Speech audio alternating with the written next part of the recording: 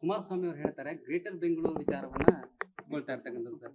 Greater Bengaluru ವಿಚಾರದಲ್ಲಿ ಲೂಟಿ ಮಾಡ್ತಾ ಇದ್ದಾರೆ, ನಾವು ಯಾವುದೇ ರೀತಿಯಾದ ಲೂಟಿ ಮಾಡ್ತಾ ಇಲ್ಲ ಅನ್ನುವಂಥ ವಿಚಾರ. ಅಂದ್ರೆ ಡಿ ಕೆ ಶಿವಕುಮಾರ್ ಅವ್ರನ್ನ ಟಾರ್ಗೆಟ್ ಮಾಡ್ತಿದ್ದಾರೆ ಅನ್ನುವಂಥದ್ದು.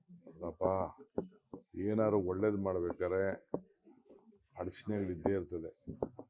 ಒಳ್ಳೆ ಕೆಲಸ ಮಾಡ್ಬೇಕಾದ್ರೆ ಅಡಚಣೆಗಳು ಕಲ್ಲು ಎಸೆಯೋರು ಮಾತಾಡೋರು ಇರ್ತಾರೆ. ಈ ಜಾಗನ ಕುಮಾರಸ್ವಾಮಿ ಚೀಫ್ ಮಿನಿಸ್ಟರ್ ಇದ್ದಾಗೇನೆ ಇದನ್ನ ನೋಟಿಫಿಕೇಶನ್ ಮಾಡಿದ್ರು.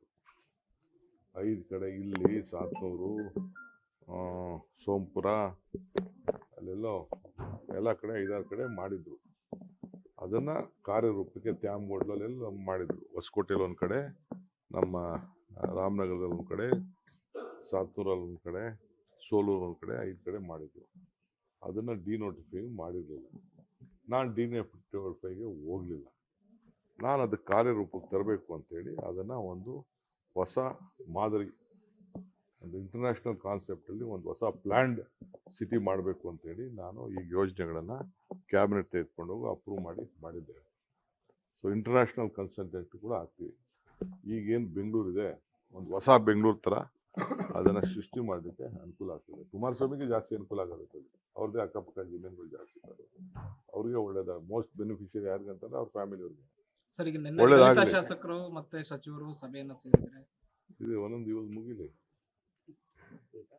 ಸೊ ಅವ್ರಿಗೆ ನಾವು ಮಾಡ್ತಾ ಇರೋದು ಬೆಂಗಳೂರಿಗೆ, ನಮ್ಮ ರಾಮನಗರ ಜಿಲ್ಲೆಗೆ ಅವ್ರಿಗೇನೋ ಒಂದು ಜೀವ ಕೊಟ್ಟು, ರಾಜಕೀಯ ಜೀವ ಕೊಟ್ಟು ಆ ಜಿಲ್ಲೆಗೆ ಒಂದು ಹೊಸ ರೂಪ ಕೊಡಕ್ಕೆ ಮಾಡ್ತಾ ಇದ್ದೀವಿ. ಅವರೇ ಹೆಚ್ಚು ಬೆನಿಫಿಷಿಯರಿ ಅಂತ ಹೇಳ್ತಾ ಇದ್ದೀರಿ ಸರ್. ಆದ್ರೂ ಅದು ರಾಜಕೀಯವಾಗಿ ಅವ್ರಿಗೆ ಹೇಳ್ಬೇಕು. ನನ್ ಬೈಲಿಲ್ಲ, ಇನ್ಯಾರು ಬೈತಾರ ಅವರು?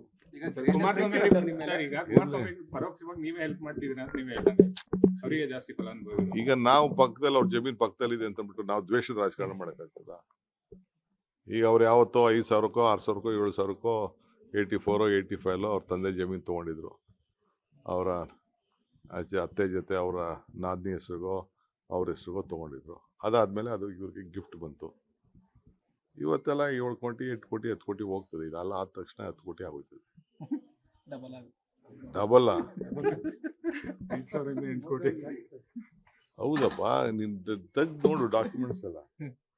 ಈಗ ನಾವು ಎಲ್ಲ 2,000 3,000 ತೊಗೊಂಡಿದ್ದಪ್ಪ ಒಂದು ಕಾಲದಲ್ಲಿ.